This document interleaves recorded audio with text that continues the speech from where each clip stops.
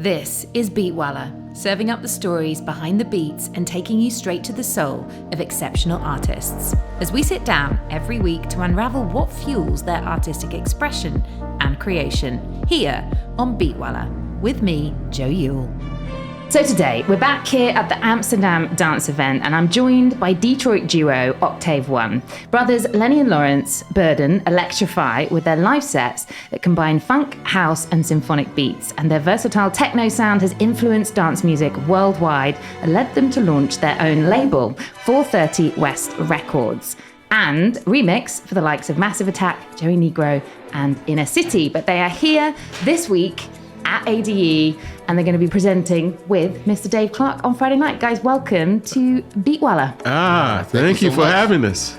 Thank you so much for making the time to pop in here. It's an absolute pleasure to meet you guys. And I kind of wanted to start with the overarching theme that kind of kicked off the ADE festival, which was about sort of Jay Dilla. And I was listening to his mum on a panel, and she was sort of talking about, you know, when he first started out in Detroit, and he kind of wanted to, you know, explore his music creativity and his talents and skills, but she kind of sent him to like more of a normal school to begin with.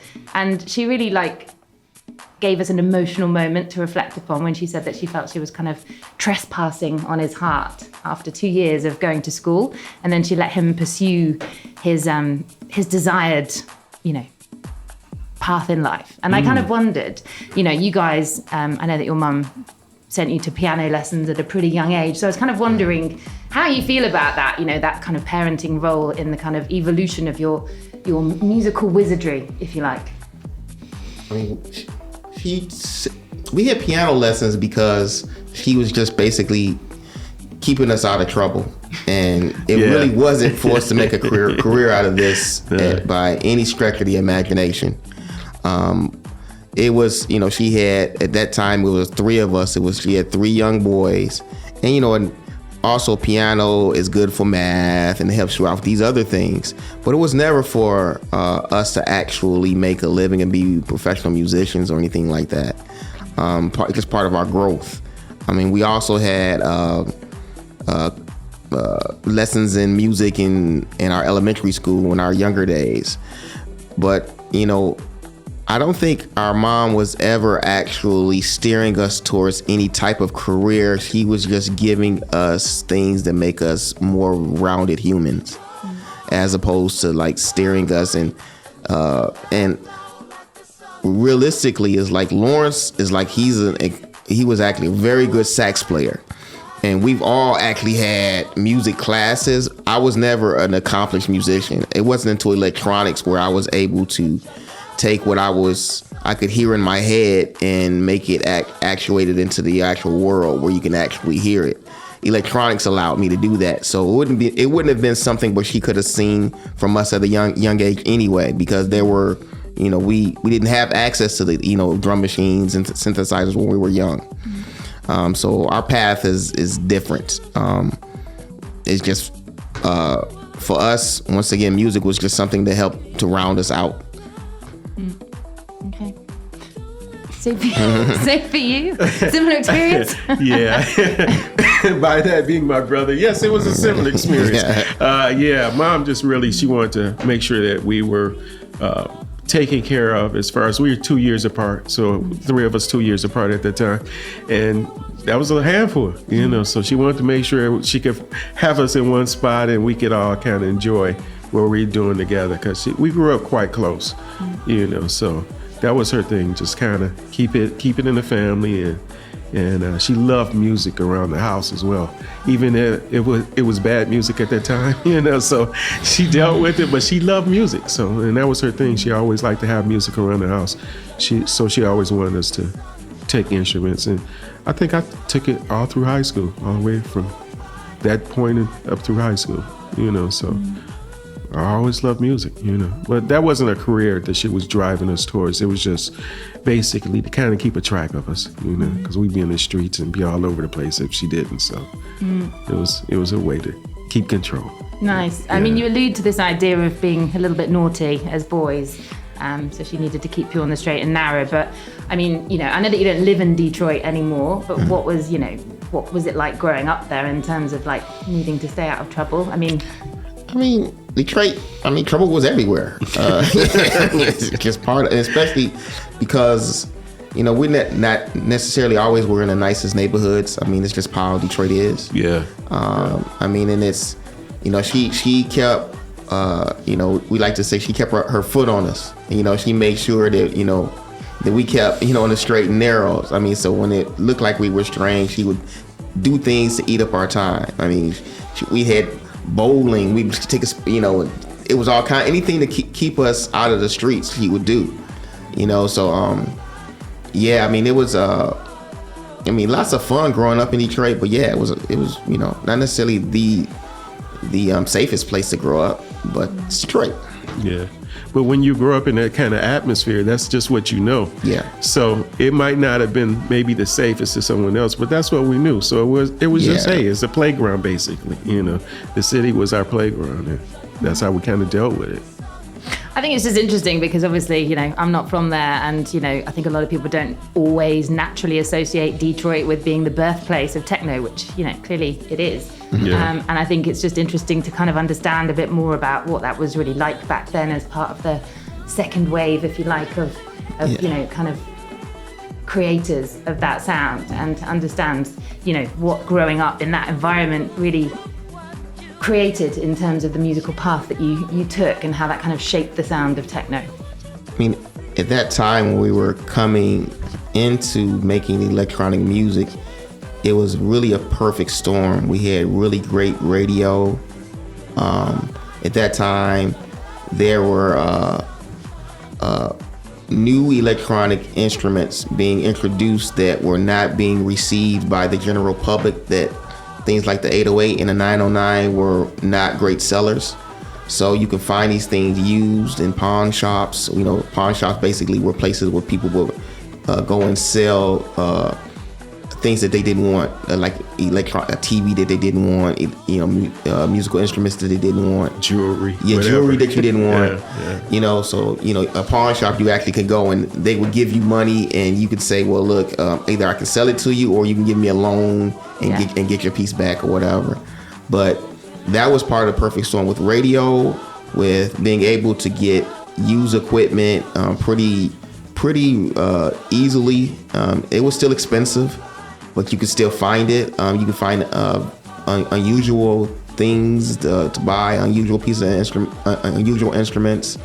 And we also, at that particular time, I want to say this was 86, when we first got our first real underground club, which was the Music Institute. I want to say it was 86. Yeah. And so all of these things were coming around at the same time.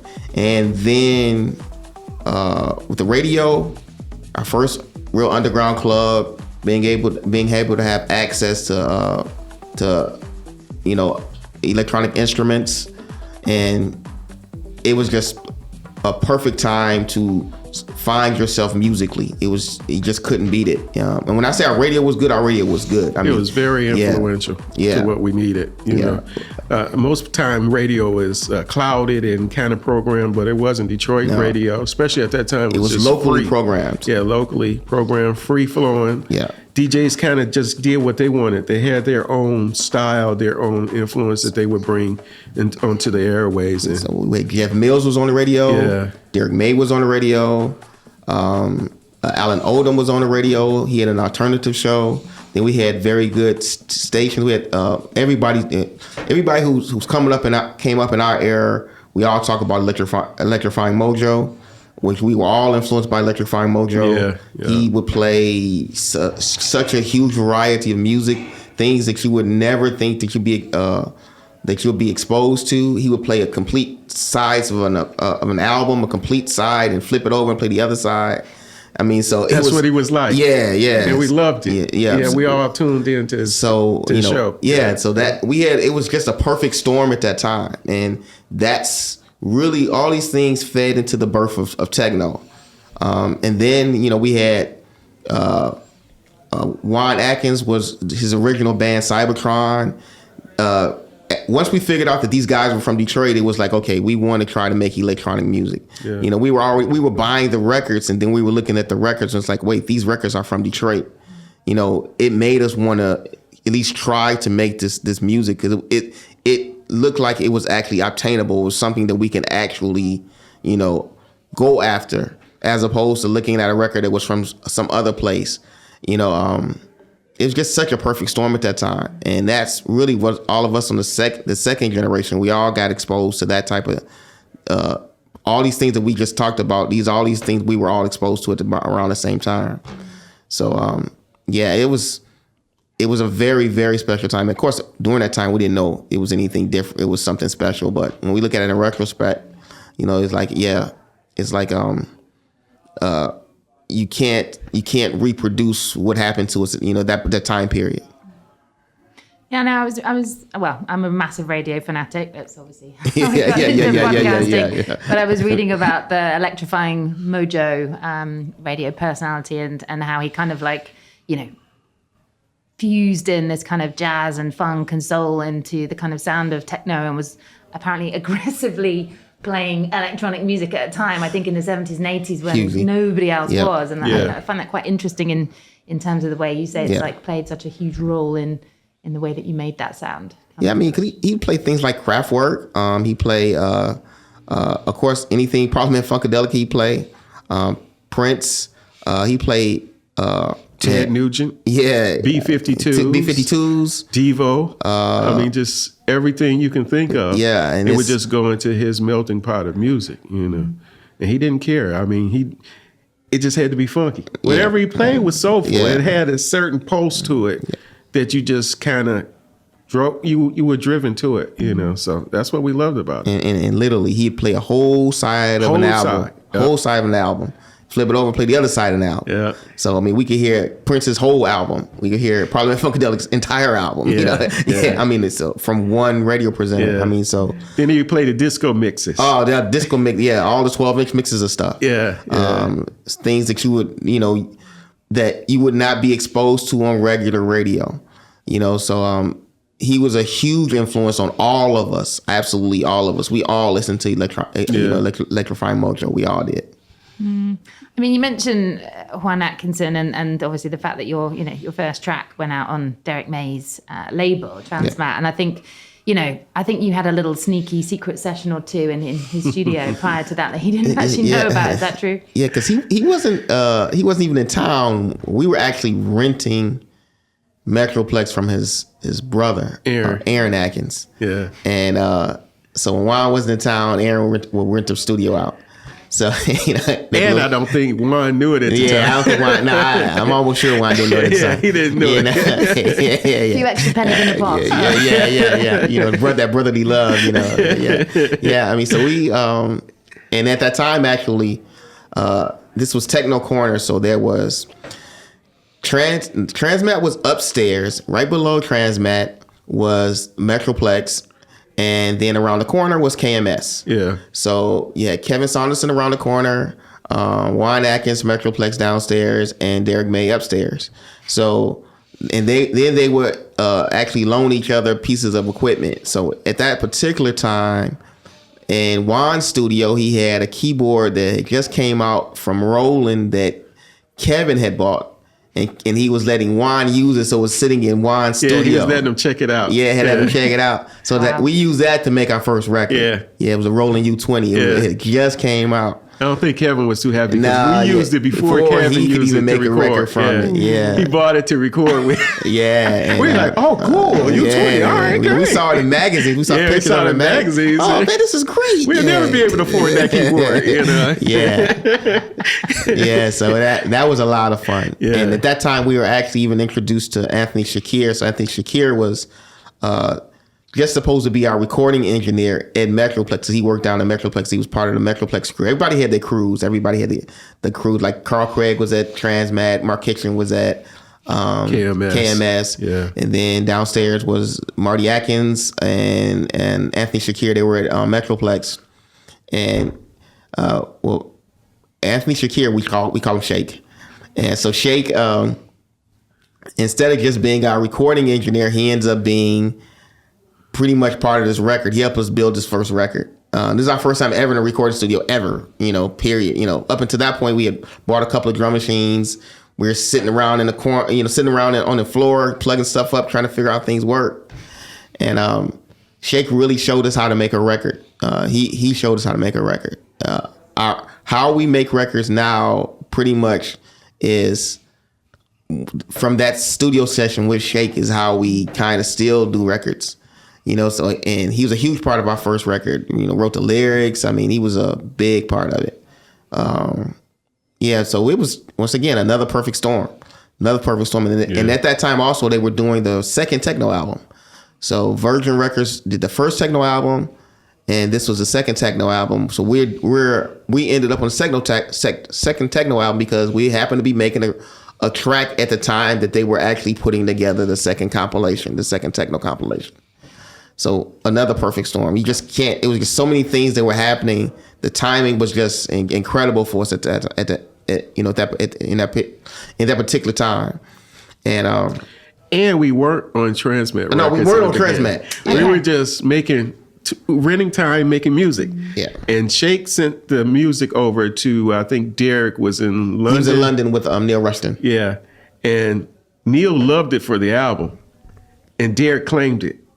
They're my artists. Yeah, so all of a sudden, yeah. So that's how we got on Transmat. That's how we ended up on Transmat. But we actually wanted to be on KMS. Yeah. That was our kind of if we were going to do something, that was kind of closer to where we were at. But it worked out, So, because Shake was a good friend of ours, and Shake was like, all right, I'm going to mix it. So he sent it to Derrick. Yeah, he sent it to Derrick. Who was in London at the time. Yeah. Yeah. Sounds very complicated and quite a few feisty moments. Maybe. Detroit politics. It's real. Yeah. I love it. I mean, I read somewhere that you said that Shake was like one of the first, the only person that ever taught you anything about music making. Is that? Yeah. To be honest, yeah. And it was. And it wasn't even that he was trying to teach us. He's just such a giving person. He was show you how to do things. Yeah. But we didn't have a mentor. Shake was our only mentor that we really ever had as far as the process of making music. So everybody had their proteges that they were already teaching. So Derrick had Carl Craig. That was his protege. Same thing with Kevin. He had Mark Kitchen, and then Juan had Marty Bonds. They already had the people that they were working with. So it really wasn't. We never really fit anywhere. Yeah, we just some guys that made a record, And Shake was kind of, we rented some time, and Shake, I'll do this, I'll do that. He just kept, as opposed to just being an engineer, he produced the record. Then we just got cool. We always hung out together. Yeah, we always hung out with Shake after that. Actually, during that, right before that time as well. Yeah. So it just kind of ended up at the studio. Yeah, that's how we worked into the music. But what would you say he actually taught you? What was it that he shared that was so unique? Probably, I think for us, format. Yeah, I think so. Because we did songs as songs, like radio songs. And he kind of brought us into the world of doing dance music, 12 inches, 12-inch style. Because we did it like a basic 4-minute, 5-minute radio song. Well, it was more 5-minute at that time, radio songs, verse, chorus, and he kind of brought us into what dance music was. And he kind of adopted what we knew already into the dance music culture, whether it was with just bringing hi-hats up at the chorus or whatever the situation might have been. And that's what we understand music to be now. That's what a lot of times we'll listen to certain tracks and we're like, okay, this track is still doing this linear thing for the last 5 minutes, Where is something that's going to lift it and bring it back down, other than just this grand break. So, but that's how we came into music. We were doing proper structure. We didn't know anything different. And basically Shake loosened us up. He was like, hey, man, you just do anything, man, do it. It was like, all right, Shake. I mean, we were doing industrial music before that. We were doing a lot of different styles. And Shake really kind of helped us to really find our Detroit techno style. And a lot of things that we hadn't even been exposed to, even like with effects, like with delays, where delays add notes, where we used to listen to records and we thought people were actually playing those notes. So when we were making making our tracks, we were playing those notes. Yeah. He's like, oh, you use a delay unit. Like, so a lot of things we just didn't know. And it's not like the internet now where you can pop up YouTube and just see everything. Yeah. You know, we learned that anything that we learned, we had to learn from a book. Yeah. We had to go and actually buy a book that was cryptic. You know, manuals were hard to read, especially Roland manuals, because most of them were translated from Japanese into English and very poorly done. And nobody was giving up secrets. Right now, you can just, you can Google up and find how do they do the fat bass. You can Google that. You know, nobody was giving secrets up, and that was kind of the whole thing about Detroit is that. You'd be like, man, how'd you do that? Oh, I bet you really want to know how I did that. Yeah. And we always tried to stump each other. Either with buying equipment, we buy some odd keyboard or something. Yeah. And it got that way even with music when we were DJing. Hey, you get this obscure record and people like, what is that record? Oh man, you just put it away, take it away real quick, But that would become your staple, and that's how we did keyboards and drum machines the same way as well, And again, he's talking about like effects. We never knew anything about effects. We didn't know effect like for delays. Literally, we would hit it hard, then hit it lighter. We had no idea that they were using effects to do this kind of stuff. So all of that helped develop our obscure kind of crazy style, because we just, we just did not know. Idiot savants, but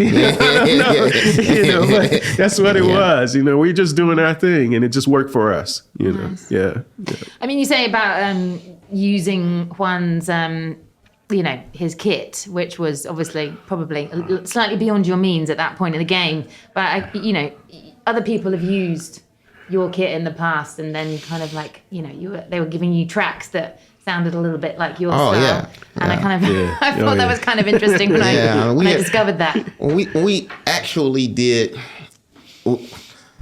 Let's just. You have to name names. Well, I'll just roll get back. dirty in here. When we actually started 430 West, when we left Transmat. The reason why we even started our own label was because we were just making too much music. Transmat, if you ever actually looked at the discography of Transmat, he never actually put out a lot of records. He put out a record out. He'd wait months, maybe put out another record.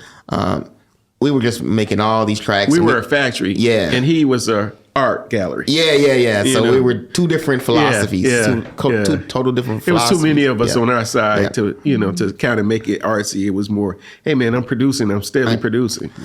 So we ended up getting a lot of artists. We had a lot of artists. And one of our artists, we loaned them our 909 drum machine, and when they brought back all the tracks that they were working on, we figured that we realized they had sampled our drum machine. We could hear our drum machine because these drum machines have you can actually tune the drum machines. And at one point we'd actually mixed our drum machine up with Derrick May's 909, and we got back to the studio. It was like, hey, something's not right with something's not right with the snare. 9. Doesn't sound right. Yeah, we knew immediately. Yeah, because our tuning was different. Yeah, so it's like when we started hearing this artist produce all these records with our 9, it was very strange for us because they were very distinctive sounding machines. Every machine sounded distinctively different. So that happened a lot to as far as pieces of gear like that, and even with us sharing gear with, let's say, when we first got started. In fact, a lot of different things happened. When we first got started, I was in an apartment building. I had a flat. Well, in the UK, call it a flat. Yeah. So I had an apartment, and next door to me was Jay Denham and Marty Bonds. They were our neighbors.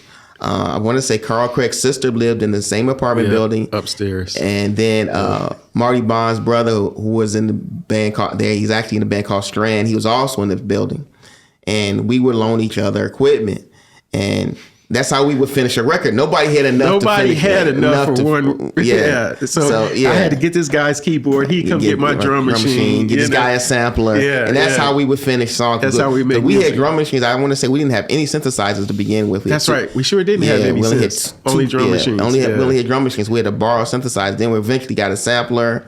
We loan Jay Denham our sampler. He makes a record, and we like, man, that sounds really. Cause I could hear the characteristics of the sampler that we had bought. I was like, okay, yo, I can see that. Okay, Jay's used our sampler. We could hear our actual gear. At that time, you would learn a piece of gear because it was so expensive. Yeah. So you could hear characteristics. You could hear how things sound. Synthesizers. Circuits would degrade, so your synthesizer might sound completely different than this other person's synthesizer. Yeah. So it was it helped to get your sound very unique. Things are a bit different now because everybody has access to the same software. It's all digital. Yeah, and you don't have that circuit degradation that you used to have to make things distinctively different. The pieces distinctively different. So we would hear, it was like when we first hear a record with our 909 was like, did we make this? Because of course when they started a dance cut, it's the kick drum and it's hi-hats or whatever. It's just the drums normally. Like, is this our record? It sounds like, because we can hear our drum machine. But that would happen a lot. But once we started could afford to buy our own kit and keep our own kit, we just kind of just kept it. That's it. Hidden. I mean, so is that how you discovered like the 909 was like your secret weapon, or? The 9 was already introduced into what we were doing then. Yeah. And we got our 9 from Jay Denham? Yeah, from Jay Denham. Yeah. So Jay Denham, he was my neighbor, and he was from Kalamazoo, Michigan, and which is I don't know how long it is. It's a bit of a ride from Detroit. And he was always calling home, so he would get into my apartment. He had keys to my apartment. So he was calling home, and so he jacked up my phone bill. It was high. Yeah, it was high. Because he said on the phone. Yeah, so that's how we got our TB303. What phone line was he calling? That's the question. What was he up to? It's none of my business. So we got gear that way too sometimes. Too. Yeah. Like we got on the barter system. It's like, man, I can't afford to give you money for your phone bill. But here's this piece of gear. Here's a rolling TB303. Take that, right? But we bought the 9 from him. Yeah, we did buy the 9 from him. The TB 303 is because of the debt. Yeah, because of the debt. Yeah, we bought the 9 from him. And that's how we kind of, we all bought equipment from each other as well, I mean, most people were swapping cups of sugar and we were swapping gear. That's it. Yeah. Nice. Yeah. Wow, it sounds very, incestuous almost. Like Melrose Place, but the techno variety. Melrose Place, yeah. So, I mean, how did you kind of, translate that? I mean, I hear you have a very big rig when you play live, and obviously all on the hardware these days. Like, how is that kind of translated in terms of you saying you put your unique stamp on that? How has that now kind of come into the world of the setup you have now? I mean, when we started, we pretty much just made a mini studio on stage. That's kind of how, especially from the era when we came from, is that it was very, computers were limited to just sequencing. It wasn't producing audio when we first started. So you couldn't actually, you could, but the computers had to be, you couldn't do it on a laptop as far as trying to do like, producing audio and things like that. So you had to have hardware. And then when, of course, everybody kind of just gravitated to Ableton Live when it came through. And what we found is that we tried using using software for our live sets, but we were twice, didn't we? Yeah, twice. Maybe twice, 2 or 3 times. Yeah, but we just kept looking at the screen. Really, that's all we were doing was looking at the screen, and we weren't interacting. That wasn't fun. Yeah, it wasn't fun for us at all. Because we like to. Our style is like we like to jam. We like to have. It's all pretty much improv. So I don't know what he's going to go, and he doesn't know where we're going to go. But then we were up there with these laptops, and it felt like we were doing our taxes, and it just didn't work for us. It just didn't work. It was like 1, 2, 3. Okay, here we go. 4 or 5. Okay, here we go. And it didn't give us the feel that we like to have. Yeah, and we like to move around and do things off the cuff. So, that was prior to all the cool controllers that you have now. That you can use to trigger things off your laptop and things like that. So we just kind of stick with what we enjoy working with. It is a much more difficult to do what we do because there's a lot more things to plug. There's a lot more things that can go wrong. When you only have like a laptop and some controllers, very few. When something goes wrong, you can usually find out very easily, how to fix these things. For us, we just do what we enjoy. Yeah. It's not that we need all this equipment. This is what we enjoy working with. This equipment. So this isn't just like a job. This is, it's a way of life, and it's kind of like, you have to enjoy what you do. So it was our choice. So that's really why with all this gear, gear is what brought us into this, and gear is what's keeping us into this also. And it's just the process of making music, but it's also the love of hardware. Yeah. No one likes doing their taxes, though. Let's be honest. No. I mean, yeah. For sure. I'm very much looking forward to seeing this improv in action on Friday night at the Milkweg here at ADE. And we look forward to bringing it. It's always Milkweg is always fun. Always Dave Clark fun. does a great party. He always does a great party. Yeah. I mean, how did this little relationship strike up between you guys? Because obviously he's invited you and curated that lineup for the night, and sounds like you have a long-running story that you should maybe share with us. We've known Dave for a very long time. Before him being an artist, he was a writer. He was a writer when we. He was an excellent writer before he was an excellent DJ. Yeah. I mean, so we he used had to a deep appreciation for the music then, as a writer, and even more so now. So. Yeah. Yes, I mean he's been around for a very long time, and we've had the privilege of playing with him several times. He'll do a stage and he'll just drag us along. So we've played Tomorrowland with him. He did a stage at Tomorrowland a couple with us. Man, so many stages. Yeah, we've done Milkweg with him quite a few times. Yeah. So I mean we it's definitely a privilege being able to play with Dave. Yeah, it's fun. So we love it when if he calls us to play, if we can do it, we're going to do it.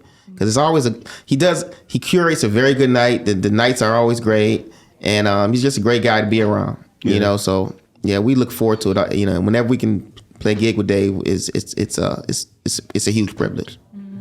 I mean, being from Detroit, and obviously that being the birthplace, and obviously you've got the Berlin kind of like scene, which I know you've done an album for Tresor. Yes. And I think obviously Dave's more of like a UK, like techno sound, and then you've got other little pockets here and there. But like, what do you really feel about those kind of little cliques of techno? Like, where how is that kind of evolution?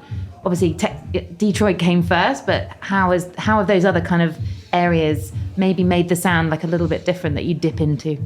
For me, we all have something to contribute, and I think anytime you bring new ingredients in, it makes it more interesting, So I love it. I really do, Even that's the way I feel about even the younger people coming in. People always, man, they don't do it like this. They don't have to. They're bringing what they know into the pot, and we exist, and we bring it together and try to improve it and make it even more different, This is interesting because I feel like from what you were saying in terms of the different mentors that the different, godfathers of Detroit had, it sounded like it could be a little bit kind of cliquey, the techno world. So I'm guessing I was interested in your perspective. It sounds like you can tell we're ADE because there's like a massive party kicking off outside the window, which I'm kind of enjoying actually. As long as it's good music, it's okay. But we'll just, we'll work with it. But I think in terms of, I'm just intrigued as to your viewpoint on those other areas of the world that have taken that baton and changed it slightly, run with it. I mean, I think all these things are necessary. I think for the growth. I don't see it as a bad thing. I mean, we've seen so many styles come and grow. I mean, we've been doing it for so long. So there's never the death of electronic music is just not going to happen. People, I mean, you can put these headlines up as much as you want to, and it just evolves. Yeah, it just evolves. Evolving. And I think it's important as a producer to be true to what you actually, to basically make music that you believe in and not jump on a trend. So, I mean, I think it's fine for the UK, because UK has a ton of different styles. So does, Germany, here in the Netherlands, tons of different styles. I mean, everybody contributes, France. Yeah, France has their own style, so. But now, especially because of the internet, everything just kind of melts together anyway. We used to actually develop things regionally because we didn't connect like we connect now. Yeah. So Detroit ended up with a style because it was an island at that time. So was every London and other Chicago, parts of the UK. Everyone had their. Yeah. So you would get a record here and there, but now you basically, when someone makes something, you can hear it, 10 seconds later, it's on the internet. You know, before it took a long time for a record to get around the world. 2-3 months, just in their market before anyone outside heard it. You know, then when you got it, it's like, ooh, this is hot. You know, you start making something, and it brought an influence to you, and it brought a different style, and you gave back. 3-4 months later, they heard it. Something came back. It was an exchange that way. Now it's instantaneous, like you said. Instant. It's just bam. As soon as you do it, it's there. You know, before you finish it, it's there. You know, so that's just how it is. You know. Yeah, and one thing we never really had was a lot of records that sounded the same. We just didn't, because the regions were developing their own styles, and every producer wanted to have something unique. Yeah. And you know, it was very difficult to have an entire set where everything primarily sounded the same. Yeah.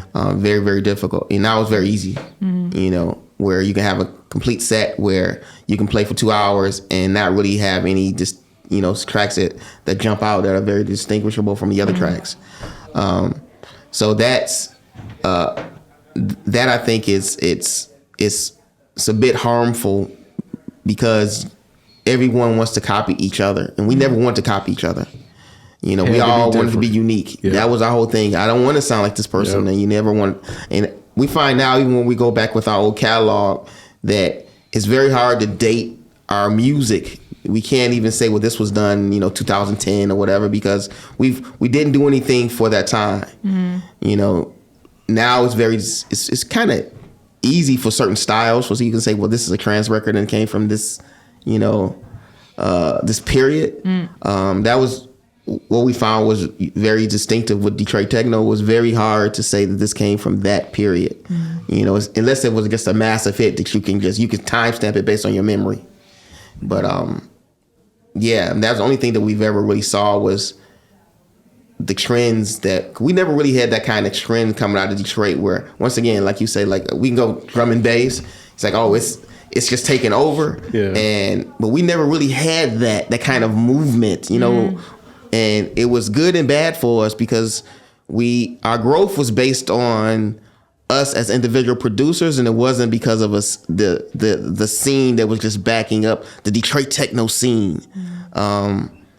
We really never had that kind of scene until we came to Europe. We never even saw anything like something like that, where it was just massive kids just banging out one style of music, you know.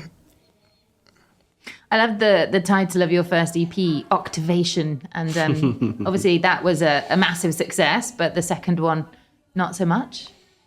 On the record label? No, not so much.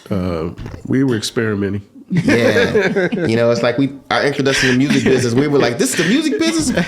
Our first record, we couldn't keep it. We couldn't keep it. It was and the second record. You couldn't press it fast enough. It was like, all right, cool. We like this. You know, and we were like, well, this is hot. This is the music business. This is great. Dropped that second record. We were like, wow, this is the music business. Yeah. Bit demoralizing. Yeah. That little sophomore. And so I mean, it's.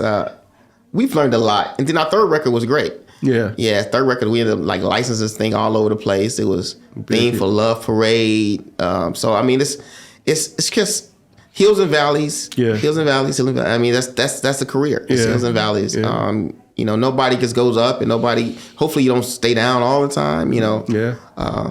It's just you just learn this as you go along, that you don't know really what a hit record is, and a lot of times you don't even want a hit record. You just want a record that's kind of timeless. That's really what your goal really usually is trying to make something that's timeless, so that, you know, it stays for a long time. And yeah, we've just seen that if we just consistently just keep trying, we're not going to always succeed, but we're always trying to do something different. I mean, you wear many hats and many monikers in lots of ways, really. I mean, you have a foot in the kind of the house camp and the techno camp, but I think, like, obviously Blackwater is going to be one of those tracks that people will always remember you for to the end of time. I mean, can you talk us through, like, where the inspiration or how that kind of came to be? Because obviously it is a classic. We were trying to show our brother Lauren, which is our youngest brother, how to do certain rhythms and vibes. And we had some sounds loaded up, and he started experimenting, and it was like, hey, like this? And we were like, Oh yeah, that's hard. All right, so we all, as we always do, if someone starts something, it's just like we're like the Three Stooges. We are running towards it and smashing into each other to put our influences on it. So he started the project, and that's what we all kind of did. It was like, okay, this is different, man. You took the sounds we were playing with and some of these drum grooves that we were playing with, slammed them together and started something, and we kept adding to it until it became what it became. Into a massive, great big orchestral string piece. Well, incredible. Yeah, it just evolved. It kept evolving. Yeah, it kept evolving. Yeah, I mean, it's at that time, there was a lot of licensings of records for different territories. Right now, everything is just global. But then it's like you would license a record into the UK, you could license a record into Germany, and we had licensed Blackwater into the UK, and they wanted to give us a video budget. And our manager at that time, Neil Rushton, was like, "Hey, you guys, I know you were always talking about you wanted to do a real stream mix. Why don't we take the video budget and just do an orchestral mix of it?" We were like, "That's genius." Mm-hmm. Yeah, and it's like the label wasn't happy about it because for them it's like, "Hey, we gave you this money to do a video. We took that money and there's a lot of and it was like an 18-piece orchestra that we did. Yeah, it was 18 pieces and." I think it was 24. It was 18. I think it was 18. Okay, I can't Any remember. advance on 18. Yeah, it was just yeah. But people everywhere. Yeah, I just loved it. Sounds epic. Yeah, I mean, God, it doesn't was. matter how many. It was just And he gave us we wanted to have a percussion player, so he ends up hooking us up with the percussion player from the old 80s group, Haircut 100. And the strings, actually, the guys, the group that actually did the strings, the Urban Soul Orchestra, they were doing strings for Soul to Soul. Mm. So we, so same cast. We had some legends with us. It was fun. Yeah, sounds pretty decent. Yeah, it was once again another perfect storm. Yeah. We got love for our manager that time, Neil Rushton, because he helped us put it together. So he helped us fulfill our vision, which was really great. It's rare that someone does some maneuvering to help you fulfill something. We've been talking to him about how we wanted to make this record bigger. Yeah. We thought, but it's like we started in our mother's basement, and then we ended up mixing it at Sony in London. Yeah. Madonna was there a couple of weeks before us mixing hers. So it was a fun journey. It was a real fun journey. Yeah, it was. Yeah. Some pretty decent shoes to step into. Oh yeah. Madge's Christian Louboutins. I mean, I'd like to see you guys wearing those. Actually, it could be very interesting stage outfits instead of all this black techno wear that everyone seems to be sporting. I don't think I've seen anyone in any other color at ADE thus far. What is that all about? Why does everyone in the techno world wear black? Tell us. I to be honest, I don't know. Yeah. It's just I don't know. We've been wearing black for the longest. Yeah. But in our beginning with techno, we wore everything. Yeah. It was. I don't recall when black became the color of techno. Yeah. I think it was like basically Richie Houghton's fault. You think it might be on Rick? I don't know. We can't blame that on Rick. There's other stuff we can blame on Rick. We can't blame that. He does it well. I mean, to be fair. No. He was wearing like Hawaiian shirts at the beginning or what? Yeah, that's a good question. I never thought about that. Yeah. We started clubbing. I don't know. We started clubbing. It was everything. Ripped jeans, blue tees. A lot of blue jeans. Yeah. We had a lot of blue jeans. Yeah, a lot of blue jeans. So when did the black come in? I don't know. No idea. Wow, that's very interesting. Maybe we should write a little book on that one. Yeah, of the fashion world of techno and see. I want to say that probably was a Berlin thing. I bet you that probably did come from Berlin somewhere. Sounds about right. Yeah. They love a bit of darkness. Yeah, exactly. Matches the weather. Yeah, exactly. So what drew you to do that album with Tresor? What was the kind of pull there? We actually wanted to experiment. They allowed us to do the DVD, which was... Yeah, because we'd already produced a DVD. Yeah. And no one didn't see our vision with that at that time. Yeah. Because it was no one was doing it really, So they allowed us to bring it to them, and, they like the quirkiness that Detroit brings. So, so that's what we appreciate. We had did the DVD with Jeff. We did a portion of Jeff Mills' Exhibitionist DVD. We were on 15 minutes of it, and we wanted to do a full DVD ourselves. And so we just ended up like when we would do a particular party or a festival or something, we just hire a crew in that city and we just tape it, and we just ended up cutting it together and doing like a 60-minute Octave One live movie. Yeah. And we were looking for someone who could help us as far as getting this particular, because all this music we had already done, and Trezor was just a perfect partner. We had talked to several different other labels, and nobody really, and we're a very strange group because, you know, from doing Blackwater to doing this techno stuff, like you said, we're all over the map. And a lot of people don't understand how to actually work with us. Very few labels understand how to work with us. We find the same thing with a lot of the other professionals in this business, whether it be management, whether it be PR. We are very strange. We're very quirky. We're very quirky. And we don't really fit into a box. Yeah. That's why we never did like a lot of major label stuff. Yeah. Because the majors were, okay, I want 20 Blackwaters. They're like, okay, yeah. But, you know, we're not the guys to bring it to you. Sorry, you know, because we like to experiment and do different things. We don't want to be. We like factory mode, but not producing the same car, you know, over and over again. Yeah. We like the momentum of the factory, but not the same piece over and over and over. Yeah. So we felt this project that Off the Grid it fit Trezor. So we picked the label. Yeah. You know, we thought that this was a good project for them.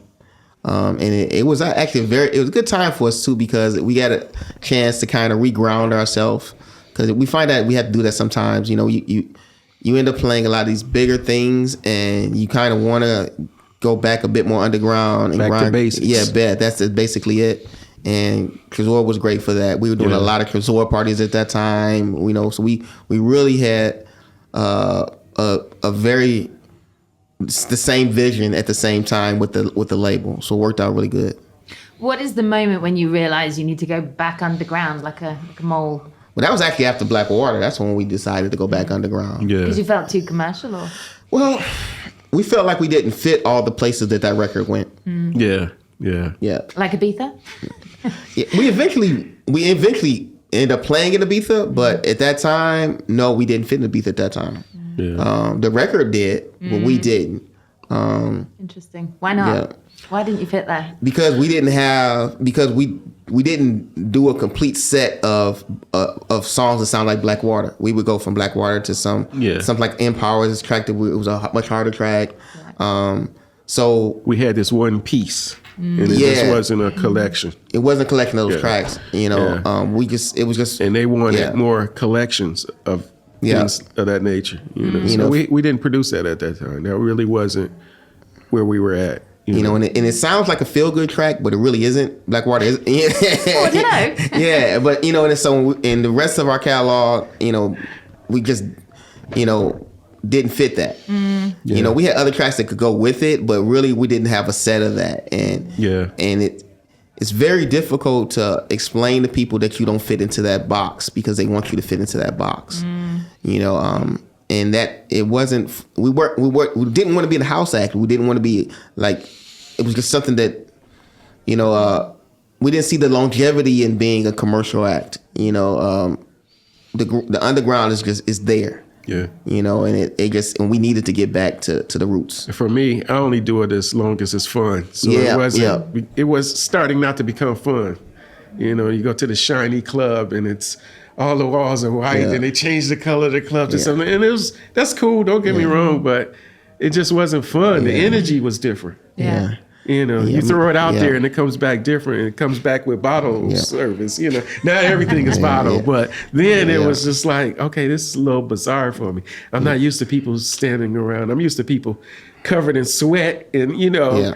Not caring what they look like. Yeah. Or they came in a certain way. They didn't know they were going to leave like that, you know. So, and that's what we were used to. And it was just like, okay, this is different. So we enjoy making that big record. I mean, once again, we were in Sony. We were working with, you know, an orchestra, outstanding percussion players and things like that. But then once we made this big record, where it took us wasn't necessarily where we wanted to go. Yeah. Does the underground still exist then, in your mind? No, not to me.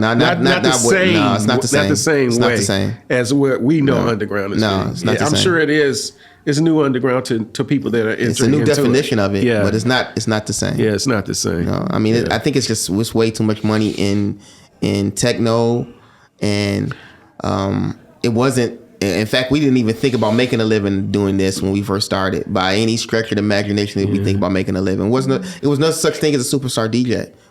Private jets? Yeah, private jet. Come on. Yeah. That's how we get into the gallery where Dave is, Yeah. But it's cool, hey, we get older and hey, you want more things. You want more things, but to be honest, it's not the just same. an electric bike. Yeah, there you go. That'll do us. I want to say even after COVID, a lot of the smaller clubs are gone after COVID because they just kind of got that was a final squash for a lot of the real underground that we know. Yeah, that was the final squash. Yeah. Heartbreaking, but I think that trend of like harder techno kind of evolved, or it's always been there, but it definitely went up a notch or four. And it's huge. That's not underground. The size of those crowds, you can't say that's underground. Those crowds are huge when they play this hard techno. Is it Tomorrowland now that's doing a festival based around hard techno? You can't say that's underground. You just can't. And there's so much money involved in it. The artists are charging huge amounts of money. How do you stamp that as underground? Well, the definition is the newer definition of underground. It's not proper radio. Underground, it's not proper radio. What's your definition of underground then? Pop. Well, as far as for me, sweat. I mean, that's what I enjoyed. I enjoyed the sweat. You go to walls. Even when we were DJing, you finish. And you can't even put your record in a jacket. It's just wet. Everything is wet. The floor is wet. The walls are wet. And that's what I know underground has been, And that didn't necessarily have to be a small venue. It didn't have to be a small venue. But it was a mood and a mode that was encompassed in that particular place, And it's just, things are different now. Everything is for a lot more income. Which again, it costs to play. Yeah, it costs to do this, and I get it. Certainly does. Yeah, it does. We understand. Look at that chandelier. There you go. There you go. That's crazy. And we're all doing it to provide an income because this is what we love, And you gotta do it. Everything costs. Keyboards cost. Well, at least they cost us because we're not so much software. But everything costs, and you just have to meet that cost with something. Production of records costs. Just getting around. Everything costs. So we appreciate that you definitely have to be able to make money from this. So I just think it just has to be a balance. As long as you're doing what you love. That's the key. Yeah. It's a love for what we do. And that's where I stick. I love it. As long as I love it, I'll do it. When I stop loving it, it don't matter what it is. I go sell ice cream cones somewhere and I'd be happy. I could love doing that too. Everyone loves a 99. There you go. Well, I can't wait to see you at Dave's night on Friday. And I think it's going to be a incredible curation of He has a great lineup. Yeah, excellent. Look forward to it. You're gonna stay around to get sweaty afterwards. It just depends on what time our flight leaves. We have an earlier flight for Barcelona. We're gonna hang out as much as we can. Because we have to do sound checks. We're not like DJs. Well, a lot of DJs, some DJs do sound checks, but we have like a 2-hour sound check. So we have to get to a venue to set our stuff up, sound checks. And so our time is limited. So when we have to get on the airplane and they fly us into Barcelona, they take us straight to the club. We have to do it. We set up. Takes another hour 20 minutes to break it all down. So we have very long days when we play. We need to just grab USB sticks and bring fake keyboards and fake drum machines and put it up there. It would be a lot easier than lugging all that stuff around the world. You must have quite a lot of challenges getting that in your luggage, surely. Have been done for excess baggage? Before. It's part of this. It just depends, especially when we first got started because now we're frequent flyers. We can get free baggage because, we're, we used to pay. Yeah, we used to pay good money. I remember coming through Europe and having to give somebody, $1,500, US dollars to get from one city. Literally, we had to cut some checks. We had to cut. We had to I'm sure you did. I don't know what else was in your luggage, but and that was within Europe back in the day. So that's from one country to another. We've definitely had to pay excess luggage many times. And a lot of broken material, I would imagine, some serious busted kit. We've come through Charles de Gaulle. First time we hit, we were playing in Paris, and we saw like a knob. This is before we did the first date. Yeah, before we did the first date. So we were going to get our luggage, and we're looking at the turnstile when the luggage coming down. We saw a knob. I was like, somebody lost a knob. Then our case came. Said no one ever. Then we saw a couple of cables come down. Exactly. Yeah. And it was this whole busted case, and it was like, we haven't did our first show yet. And the case was all busted. A brand new case. Brand new case. It must be heartbreaking. Yeah. It changes things. Great boys. Yeah. For just playing out in that way live. But I think, as you said, that's fun. That's what you do best. And you kind of bounce off each other and have your own knobs to twiddle. I think we should probably wrap it up there. Actually, for real. On that note. The twiddling knobs. Beautiful way to finish this podcast here at ADE. And a massive thank you to the wonderful Mr. Lewis for his incredible production skills and patience. And thank you so much, both of you, for making time before Dave's gallery launch as well. Oh, yes, that's right. See us at the Andaz Hotel. Yes. It's been a pleasure. Thank you. My pleasure. Been our pleasure. Thank you. All right.